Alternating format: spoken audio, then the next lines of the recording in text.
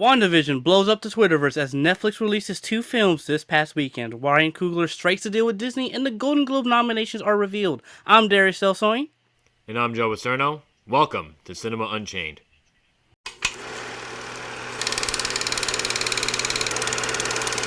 Alrighty, we're now at episode 7 of Cinema Unchained. Today we're going to be reacting to the Golden Globe nominations that were released on Wednesday, reviewing both Malcolm and Marie as well as Space Sweepers, both off of Netflix. And we're also going to be taking a look at the, surprising twist that happened with the latest episode of WandaVision, and just be taking a look at the series overall as a whole overall.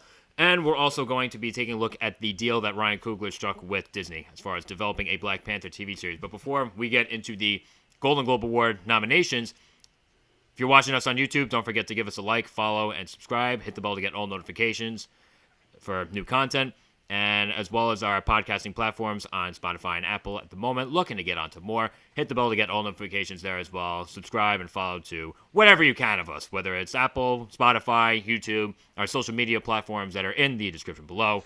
And just like that, the Golden Globe nominations went out this last Wednesday. Now, at least on my end, I have nothing to say. I don't have too much to say as far as like the TV portion, because I guess I don't really watch too many TV series. Mandalorian got nominated for Best Drama, cool, and Schitt's Creek got nominated for Best TV Comedy.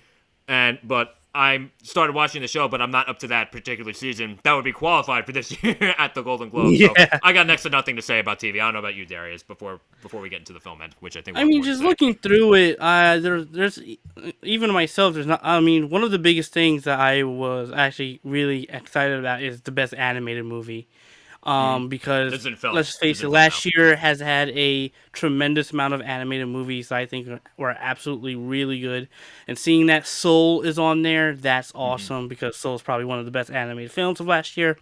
And as well as Over the Moon, a movie that I think not a lot of people knew about, which I'm happy that it was nominated, because it shows that people are aware of it at least. And so seeing that those two movies are up there has me really excited. It's going to be interesting to see how it all plays out. But also as far as best original, yep. I was just going to say, just like before we go into another category, as far as best animated feature, I love that Soul is on there. It was my number one movie of last year before I saw One Night in Miami. And I love that Onward is on there too. Pixar got a double nomination there. Yeah. Onward, I think is a little... I don't know if I'm at the point where I'll say it's underrated, because it hasn't been out. It's not necessarily even a year old yet, but I had a great time watching that with my brother in the theaters. It's very much a brother movie. Yeah, I'm sorry, I didn't mean to cut you off there, because I just wanted to get that. No, yeah, definitely. And even some of the television series or programs, like Mandalorian up there, Lovecraft Country up there, and those are really solid shows. So I think overall the nominations, to be honest, some of them, as far as best director, or even like I was going through the list, I'm like, okay, I don't recognize a lot of these movies, but I definitely want to check these out. And even best performance with Jared Leto from Little Things, Leslie Odom Jr. One Night in Miami. Yes. He was great. He's fantastic. Exactly. And so I'm happy to see that there's a lot of movies that I'm not aware of, maybe that I should check out. But overall, I think it's going to be an interesting year for the Golden Globes, especially since we're still in the pandemic and everything. I wonder how much that affected much of the nominations in particular. But just overall, just going through the list, it's going to be interesting, to say the least. And let's face it, best performance with actress as well. Like that list itself also kind of sells it. Mm-hmm. If there's one thing that I've noticed, like when it comes to like the Golden Globes as opposed to like the Oscars, because let's be real, the Oscars are the bigger deal as far as like what award shows go along. But a lot of times like the Golden Globes like serve as kind of like a precursor to like what will probably get nominated at the Oscars. I'd say they're about 60% accurate to the Oscars. But just a couple notes that I had, like number one, One Night in Miami was definitely my number one movie of the previous year. And I'm happy that I got a Best Director nomination, a Best Supporting Actor for Leslie Odom Jr. for playing Sam Cooke. He was terrific in the role. The entire cast was great. But if there are a couple things that I got to call bullshit on, number one, the screenplay was not nominated. Yeah, I noticed that. I think was a bit odd. And it didn't get a Best Picture nomination, too. Which, again, a lot of things will probably change by the time the Oscars come around, too. Because especially with screenplay, you got multiple screenplay categories with the Oscars, but only one screenplay category with the Golden Globes. But, like, I'm still a little surprised that the screenplay didn't even break in like the top 5 for the Golden Globes. Another thing that I saw too was the Trial of Chicago 7 did well. I believe it got like 5 nominations, and including Best Picture, directing for Aaron Sorkin, screenplay for Aaron Sorkin as well. Another very, very well written screenplay. I'm very happy about that. And even in drama, with best performance by actor, seeing Chadwick Boseman, the late Chadwick yes, Boseman, absolutely great. mm-hmm. And let's face it, in that film, that was probably one of the best performances from him, and a lot of his films in general, because he's a talented actor. So I'm happy that even in death, he's nominated and respected in a way of his true talents. I think he's going to make history being one of the first, or one of the first guys to win posthumously. Because for either Ma Rainey's Black Bottom, and even though he didn't get nominated for Da 5 Bloods, that war film from Spike Lee that came out over the summer on Netflix, there's a lot of Oscar buzz around him for that film as well, and supporting actor. So I think he could very possibly pull off a double nomination after passing away for the Oscars. Oh yeah, for sure. And even like, because the Oscars were a little ways away, but just seeing that he's on this one makes me wonder, will he be on the Oscars as well? If he's on the Oscars and he wins one, that's like, okay, he won 2 awards after his passing, which again, it just screams a lot about talent and how that talent is represented, and hopefully in the best way possible. So overall, I mean, the nominations I think are pretty solid. Definitely gonna have to check some of the films out I haven't seen yet, just to catch myself up on. But just in general, and especially animated films, because that was the one category I was really excited about. Seeing Soul and Over the Moon and even Onward on there has me pretty excited to see which of those would win. The Croods, I don't care too much about them. Croods is okay. Honestly, the Croods is funny. That was actually a funny movie. Both of them are actually very funny. But as far as movies that are on there that I haven't seen, I definitely have to check out Nomadland. Heard a lot of great things about that. Had to check out Promising Young Woman. Heard a lot of great things about that. Mank got a few nominations as well, and I watched that, I think, the weekend it premiered on Netflix. And I thought it was okay. I don't know if it's just because I was watching it when I was tired. So maybe I just have to try rewatching that when I'm just a bit more awake. But I'm willing to give that one a chance, because that's a David Fincher film. And he's a very talented director, too. He's one of the best working today. Borat 2 got a few nominations, and it's funny because with Borat 2, I remember when I first watched it, I liked it, but like as more time went on, I liked it less and less. It just frails in comparison to the first one. Yeah, when I watched Borat 2, I was like, I kind of liked it, but then just overall, I was just like, okay, this is... I thought it was a bit much, honestly, the comedy of that movie. I thought it was definitely a bit much. Yeah, I don't know if it's just like a bit much. It's just like it just wasn't as good. And again, maybe my expectations were a little high going to it, because like the first Borat, that's a classic for a reason. But the second one, however many years later, a decade and a half later, it just doesn't land nearly as well. I mean, Maria Bakalova got nominated for one of the acting performances, and I can't say she was bad. Like, no one's bad in the movie. It just like I said before, it frails in comparison to the first one. Yeah, for sure. But yeah, I mean, like, overall, nominations, they're nominations. We're gonna have to wait and see who wins. I personally don't really treat the nominations, all of that, as if like it's the best of the best. But just as long as it's recognized in a mass media form, that's good for me. Yeah. And that's really what it comes down to for me. So it's just gonna have to see. It's gonna be a wait and see of who wins, and whoever wins, all those people who got all those films that got nominated and the actors that got nominated, they're all great for what was given to them. Essentially, that's how I'm gonna see it from here on out. Even with the Oscars and other awards that I watch in general. So yeah. Like I said, there are a few good movies on there. Like I said, Trial of Chicago 7, One Night in Miami got a few, even though I felt like it could have gotten a little bit more. But like overall, like not a bad list, especially since like there are definitely some movies on there that I may need to see. but I'm curious as to like what you all are thinking. Like, do you agree with the nominations? Like, are there any surprises or snubs on your end? Do you think that there's anything that got recognized a little too much? Anything that didn't get recognized enough? Let us know in the comment section below. And I'm curious to I'm just curious to see exactly what's going on in your mind. And let's also not forget to the ceremony itself is on Sunday, February 28th of this year, obviously. So we'll see what happens as far as that. Yeah. So moving forward, Malcolm and Marie, one of the newest films from Netflix that streamed this past weekend. It follows a man and a woman on the edge of breaking up as they lash out at each other following the man's film premiere. And the film stars Zendaya and John David Washington. Is directed and written by Sam Levinson. Now, Darius, you put on an interesting face there when I mentioned Malcolm and Marie. What were your thoughts? I am a Zendaya fan. I've always liked her. She's a great actress. I think she just hasn't had a lot of roles that can really show her true talents, because I've been following her on Disney, and she was, starting up, getting up there, and then she moved into Euphoria. Amazing series.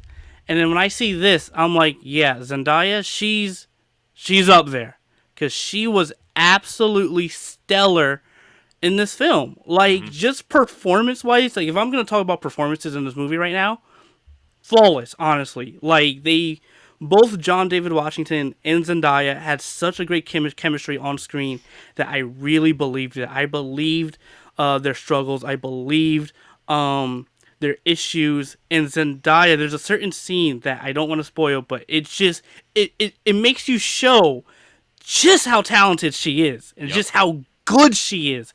And I think this is definitely going to be a movie that even elevates her even further. Like, if I had to say, honestly, either one of these, in my opinion, start of 2021, could get an Oscar. I think, it's possible. Like I said, it's possible. Going on the performance, because again, I'm not sure exactly what the rules are as far as like the Oscars changing things around because of the pandemic, when a movie had to be released in order to be eligible for the ceremony this year. But yeah, to take up your point on the performance end of this film, both Zendaya and John David Washington were absolutely phenomenal. They were phenomenal together. Their chemistry was terrific, and just goes to show like the amount of talent that they brought to these roles. They're the only two people in the movie, and they carried it. And this was filmed during the pandemic in quarantine. Yeah, in secret during the pandemic. So I'm curious how they pulled that one off. How they managed to do that while everything else was shut down. But okay, I digress. but no, each of them have memorable monologues. There's one particular monologue that John David Washington's character has about like one of the reviews that he reads about his film, and he was basically just like tearing the reviewer a new one, and it was like a positive review, but like how he reacts to that positive review is absolutely stunning. It's all about like painting people with like identities and stuff like that, putting people in a box because of like what background they have, and like the kind of ways that like people are supposed to like look at your films or whatnot. It was an amazing monologue, and he knocked it out of the park. And one of the things I will say, too, still on the performance end for both of them, there is a line, of course, that steps into overacting. But, like, right before that line is where you get an incredible performance. And that's exactly where those two are. Yep, exactly. Like they were both just performance-wise great. And even the story and the messaging that Levinson was trying to iterate in this film, I honestly connect with that, because it's like, at what point do they like it because as a film and as a artwork, or do they like it because of the color of the film? Yep. And I just think because that's the movie, that's the premise. It's that conversation between these two, and of course there's much more to it, and I don't want to get into specifics, but just in general, just how the cinematography really played with the fact of them being close but yet apart. Again, masterfully crafted. The pacing, I thought I didn't have a problem with the pacing. And honestly, in the beginning, which is strange because it's a very compact setting. It takes place in one house, and I love it when a movie does that. Like, I love movies like 12 Angry Men. Like, they're just in one setting, and that you have more of an opportunity for the tension to build. And as nice and pretty and big as the house is, like, it still has that very compact feeling to it. Like, oh, it's just these two people here in this one isolated space. And they make great use of that with the tension that they're able to build from the really just, like, tennis match conversations that the two have with each other. Just, like, either, like, building each other up or tearing each other down. It's awesome to watch. Yep. And another thing to point out, in which I think can actually be a flaw but also a strength of this film, is the exposition used. And again, a lot of this they had to tell, and I Hmm. think mainly because it was a pandemic. You can't really show a lot of even before the premiere or whatever. So you had to really. It was definitely dialogue heavy, and Hmm. I was okay with that because it wasn't necessarily the dialogue, but it was always the intent behind the dialogue and how it's portrayed and how it's told. And you can tell through every single body language and emotion through the face that everything hit a certain way, to the point where I was like, you know what? I'm fine with all of this exposition and dialogue because Yeah. the performance in the facial and the body language says it all. It Yep. says it all without having to go further. And in general, I didn't think like, and I didn't mind it being black and white too. You know, Not at all. I'm I think not. that added to it. It added to it, and I just think overall, as far as just the messaging, the narrative, the pacing, I thought this was a genius film. To be honest, in my opinion, this Hmm. was just amazing on all fronts, and I truly can't wait to see John David Washington's career in the future going for Hmm. further, because this one was amazing. And again, I have to give it to Zendaya. I like Zendaya. She was from Disney, but seeing how her acting skills has elevated and really just how much authenticity and Quote. dimensionality, exactly, and dimensionality she brings to the character. He's You'll get what serious I when he's mean saying by this, guys. He saying, means it. I'm just being funny. yeah. Just seeing how much, and I was reading an article saying how the director and writer was like, yeah, I wasn't concerned when I'm writing this with black actors in mind. And if anything, this was more of a collaborative experience. And I always talk to them saying, hey, is this cool or whatever? So hearing that is like, okay, that's awesome, because now I don't think a lot of people would really do that in general. And it's like, hey, this is the script. Yes, you can collaborate, but like, I think him saying that he went to the extension where even they helped in ways to almost rewrite or write certain dialogue and scenes with him, I thought was fascinating. I think it really just showed, even in a small place, magic can really happen. And Hmm. this movie was outstanding on all fronts. I virtually almost have no complaints, really. I don't really have Yeah, any complaints about this film. which is interesting because like the views for this were actually very mixed, and I'm curious, and Mm-hmm. I honestly don't know why. And going back to what you were saying as far as like the dialogue and like how things felt a little too much like exposition, yeah, exposition. Um, I definitely understand that because there were times where the dialogue felt like just a bit too fluffy, just a bit overwrought. Yeah, As great as it was, if there were times where it felt like a bit overwrought, overwritten. But the way I see it, this story is about them in this moment, the point where their exactly. relationship is on the brink. It's not about like how a relationship falls overall, because if the story is about how the relationship falls and declines overall, then we would have needed to see those scenes and those moments where they're referring to in the exposition that happened before the film actually starts. But no, this film is about them in this moment on the brink of collapse, the two of them as a couple. So Mm-hmm. as far as the exposition, honestly, in this particular situation, it would bother me in other situations, but not in this one. Yeah, Like it in this didn't one, I bother me think it too was much in this necessary. one. Yeah. It was necessary in this one, but overall, I enjoyed this movie a lot more than I thought it was going to. I can't say I really had low expectations, but I didn't have particularly high expectations. I really just didn't know what to expect. I heard mixed Yeah. things about it. I'm like, all right, let me give it a shot. But no, this is well worth the hour and 46 minutes. I don't feel like I gave any time up I wish it was watching this longer, one. honestly, because it was just so good. Honestly, But I but understood here's the thing. I why. felt like if it was any longer, then I think it might have dragged just a bit. It might have been like Yeah. a little bit much. I only But say longer just because I would like to see what happened in the premiere, other than being told. But I understood what they were going for, yeah, truly.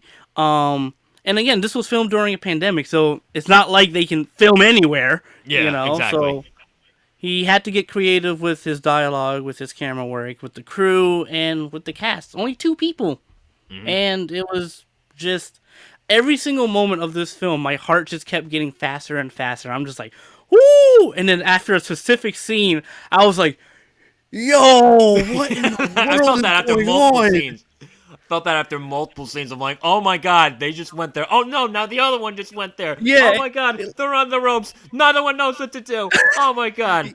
yeah, like it definitely happened multiple times, but there was just one moment that I was just floored, and I was just like, I had to pause it because my heart, I was like, whoo, boy, It's like, what the this fuck? is getting too intense. This is getting really intense. But no, honestly, this is very. I highly recommend watching this, especially since it's on Netflix. If you have a subscription, you're not gonna have to pay anything extra. It's definitely worth the time. But overall, if any of you guys have seen this, like, let us know what you think in the comment section below. Yeah, So yeah, moving forward. goes Zendaya. Denzel's son. So moving forward, WandaVision. We're at just about like the middle of the series now. And Yep. something quite interesting. Well, first of all, like, let's take a look at the series overall at the midway point, and then let's talk about like just a somewhat point of interest that's kind of blown up the internet. Darius, I don't know if you have any thoughts on like anything that's going on so far. Also, I'm gonna give a spoiler warning if you want to fast forward like 5 or 10 minutes into like the next section where we'll be talking about the Black Panther TV series. That's fine, but Darius, go ahead.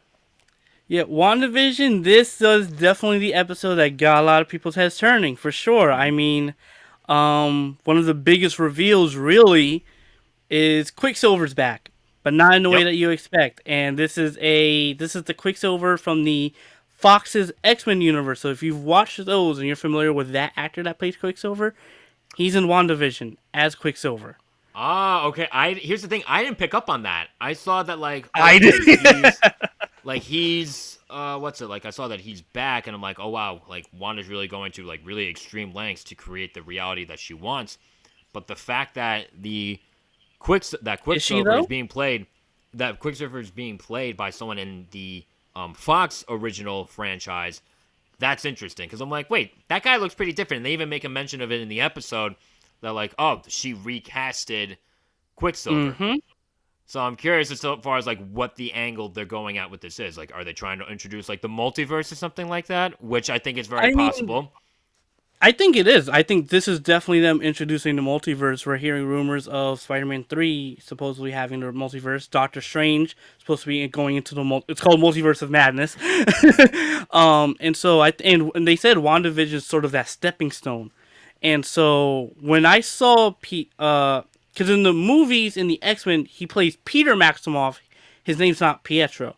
So, and I think they intentionally did this because to me, when I was watching it, I was like, that's not the Quicksilver from the MCU, of course, but also it's weird because it's like this is definitely intentional, and I think there's definitely more behind Wanda and everything that's going on. Right now, it seems like, oh, she's the big bad, right? Or like she's supposed to be like almost going villainous in a sense. But again, for me personally, I think there's much more behind it. I think the including this specific, because there's no way, like, when you're going through the show and you're making the show, there has to be a reason why you chose him and not Aaron Taylor Aaron Taylor. Johnson that Maybe played he's just the an asshole. other Quicksilver.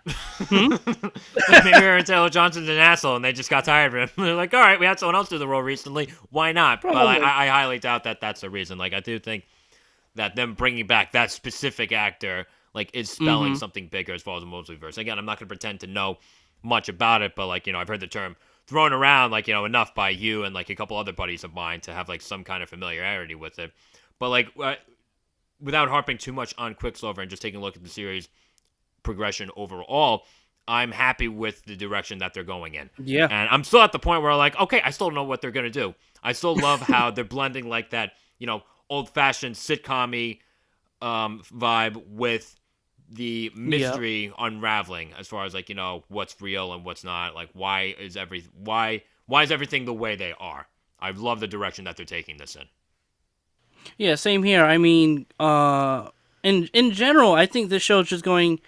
This show feels like the phase, and they've said this sort of before. This is the phase one of the next 5 years of the MCU. They're planting the seeds of a multiverse. They're planting the seeds of going further and expanding the MCU. And one of the reasons I also say that is because of Monica Rambeau, Tanoia Paris's character. I absolutely love her. I can't wait to see what they do with that character because I think there's so much more that they're going to explore as she is from the comics, a superhero. But also knowing that how Sword is operating sort of like Shield, but also going forward after all the movies that just happened, where we had Captain Marvel, where we had the Skrulls, the invasion, everything like that, and hearing about the next other projects that they're developing, it's going to be interesting how certain things unravel.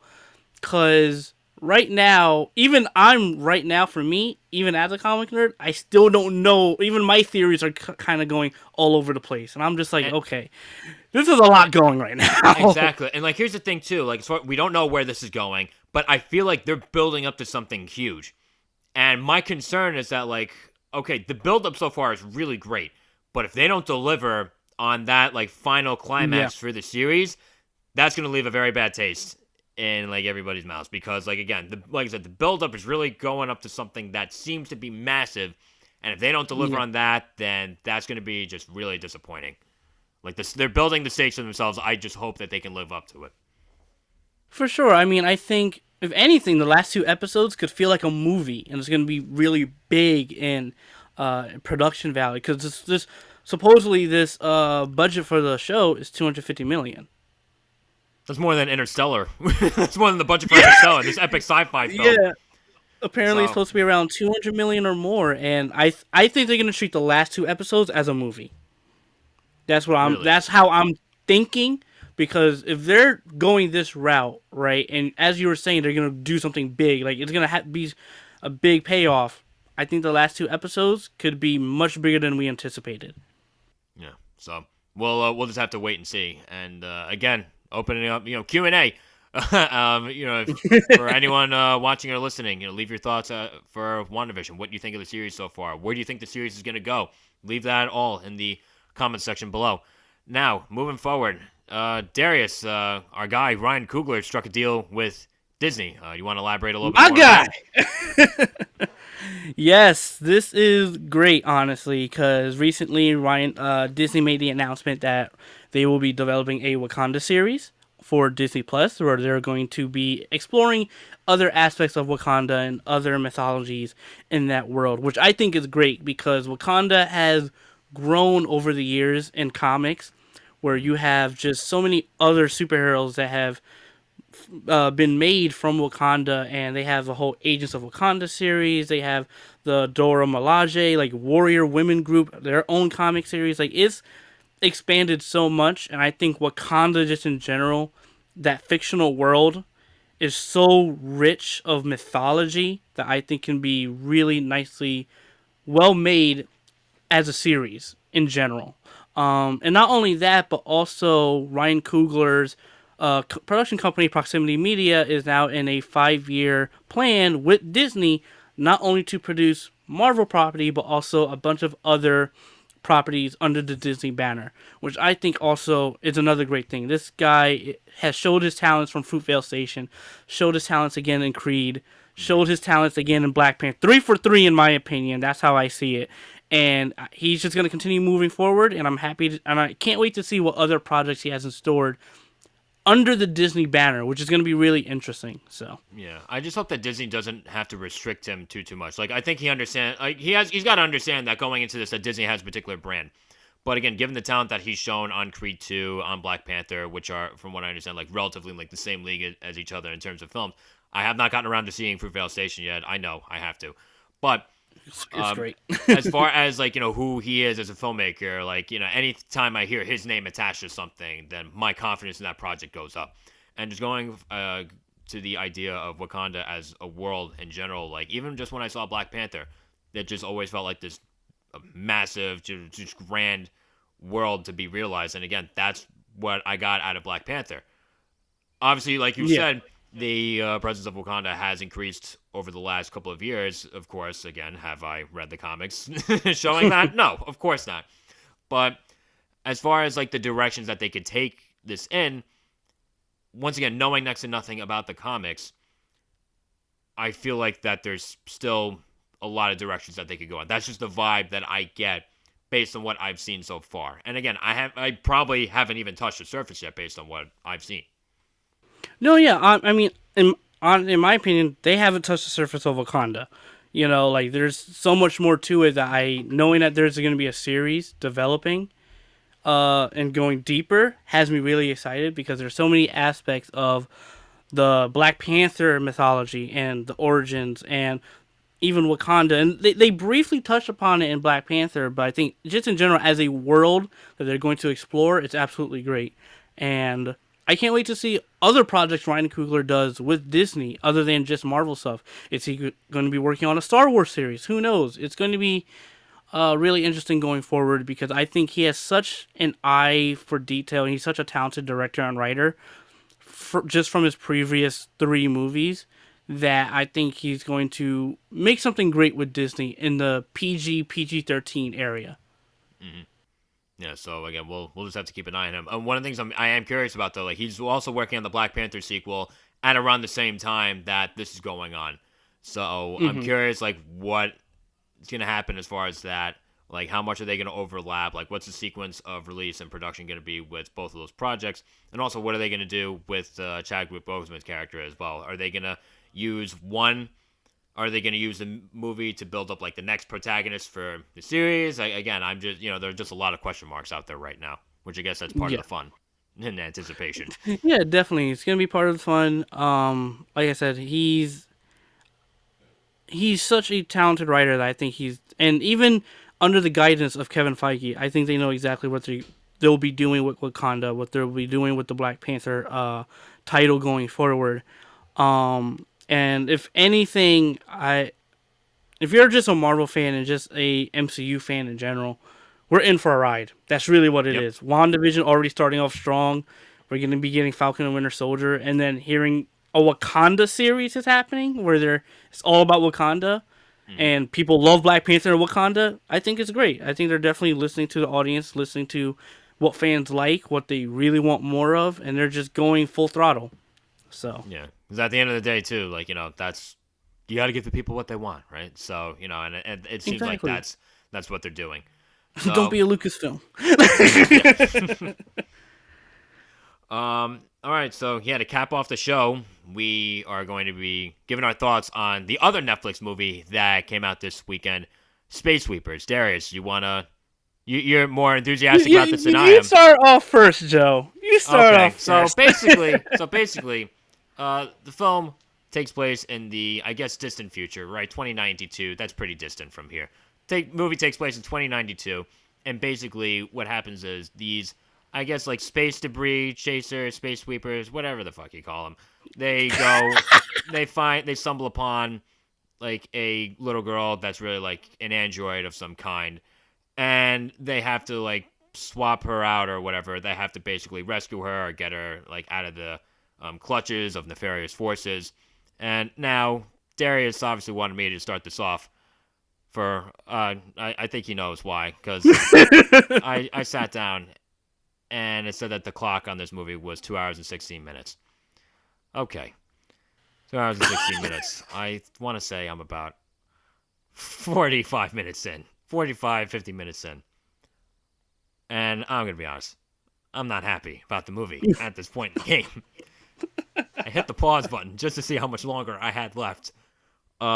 And it was an hour and a half. It was still an hour and a half at that point. And I wanted to jump out the fucking window because from just the start, just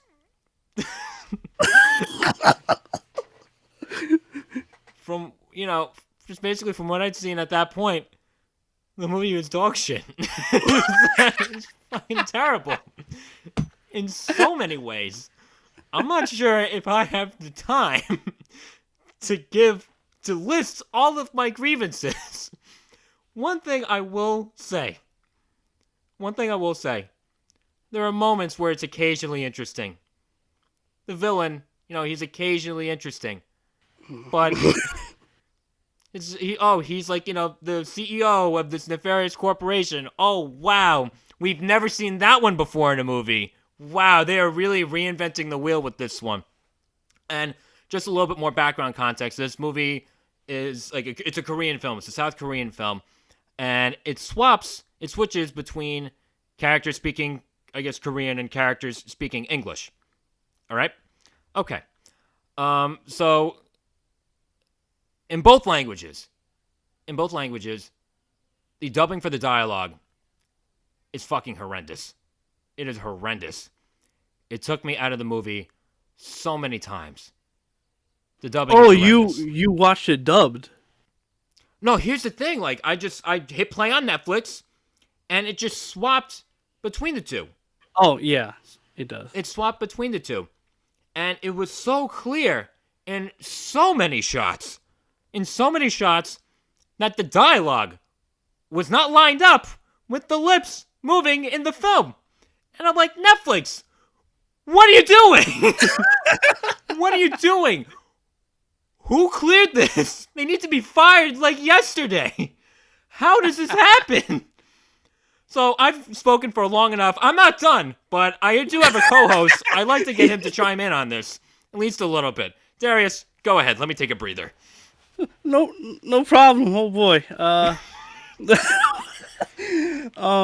So I personally was intrigued by this film mainly because it seemed up my alley, sci-fi, post-apocalyptic, that sort of thing. I will say some of the dialogue was just horrible. But I overall, believe it or not, I kind of liked it. I envy you. I mean, like, I just think that, I don't know, something about it I just really like. It could have been maybe some of the action, some of the visual effects. Like, how I saw it, I was like, this is literally live action anime. Like, that's really what it is. And if you're into anime and you like live action anime, you may like this movie like how I did. I mean, I think as a film, just in general, yeah, it is pretty bad. You know, like I'm not gonna like say it's not bad. It is. Thank but you. just just in general, I don't know. I had a soft spot for this movie. I thought the villain was stupid though. I mean, like I said, it's a live action anime. Yeah, and like here's the thing, I didn't know that going into this, but like now that you say that, like it makes sense. It still doesn't change the fact that it was fucking terrible, but yeah, it doesn't. Yeah. yeah, but like, and I'm just gonna just sound off just a little bit more, read from my laundry list just a little bit more. The execution overall with this movie was terrible. Editing, wow. Action sequences, editing, holy cow. wow. I mean, and here's the thing, like even just like on a writing end too, the dialogue. The dialogue was at worst cringe-inducing, and at best basic. It was just freaking terrible. Again, that was a dialogue, and then that was a dialogue that I, of course, could actually understand. That was a dialogue that I could actually understand. There were a lot of times where the conversations just felt like a little bit nonsensical. And correct me, no, you don't need to correct me on this one. Fart jokes, really, in the rated R. In the rated R, like, sci-fi thriller, you got fart jokes.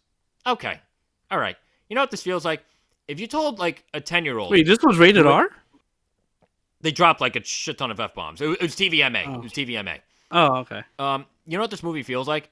If you told a 10-year-old to watch, I guess, I don't know, Star Wars for the first time and tell him to write a feature-length screenplay with what he had in mind...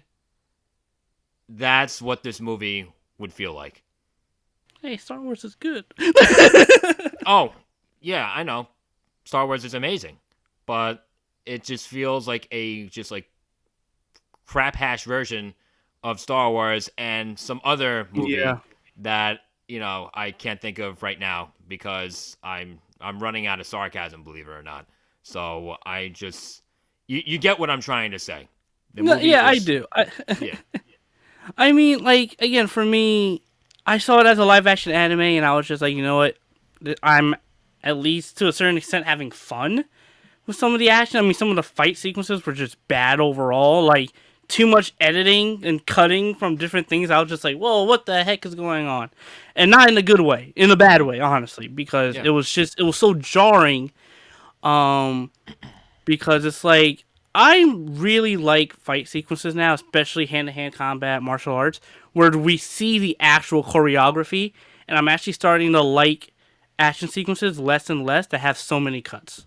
I want to see the choreography. I want to see that, and this film really tried to hide a lot of that.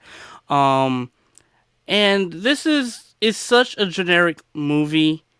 The villain was just like there's certain moments I'm just like, yeah, this is totally anime esque, and not even the best anime, In the the worst worst way anime. possible. Yeah, it was like I'm not like even though I liked it to a certain extent, I'm definitely not gonna be like, oh, this was a good movie or a great one. No, this was definitely a bad movie for sure. But Yeah. I guess I just have some sort of weakness towards anime and live action anime with certain things that are going on that I was just like, you know what, I enjoyed some of it. Well, like, here's the thing. And again, like I said, I come from a different perspective where I Of don't course. have the biggest attachment to anime. Like, of course, I love science fiction, and I felt like, this could have been cool, or at least it could have been much better than it was, Yeah. given the topics it deals with or the ideas that it had. But as far as its execution, like, I'm sorry, was everyone like hammered on set in the pre-production phase, in the production phase, in the post-production phase? What happened? What happened? We need to Yeah. find out exactly what happened, what they were on, and keep the rest of the world from obtaining it. That's all I'm going to say. It's like nobody needs to watch Yeah, this. no one. Yeah, here's the thing. Once again, this is on Netflix, so you're not going to have to pay anything extra. But think wisely before you drop 2 hours and 16 minutes on this dumpster fire Yeah. of a film. So I, yeah, I, I I'm like I'm I like BVS more than this. yeah, that's saying something. That's saying something. I like New Mutants much more than this. But you Yeah, know that what? too. Yeah. So we've given our thoughts. What are your thoughts? Have you actually gotten the time to sit down and suffer through this entire film? We would like to know exactly what it is that you were thinking in the comment section. And thank you to everyone who has tuned in. If you're still with us, don't forget to give us a like, follow, hit the bell to get any notifications, whether you're watching or listening to us on YouTube, Apple Podcasts, or Spotify. Take a look at our social media platforms in the description below. Of course, hit those up as well. Follow them so you can get any alerts or notifications on any new content. And just like that, Darius, thank you so much for doing this with me today. Thank you Of course. so much for suffering through Space Sweepers with me. Or But yeah, we'll see you all next week. Thank you for tuning in.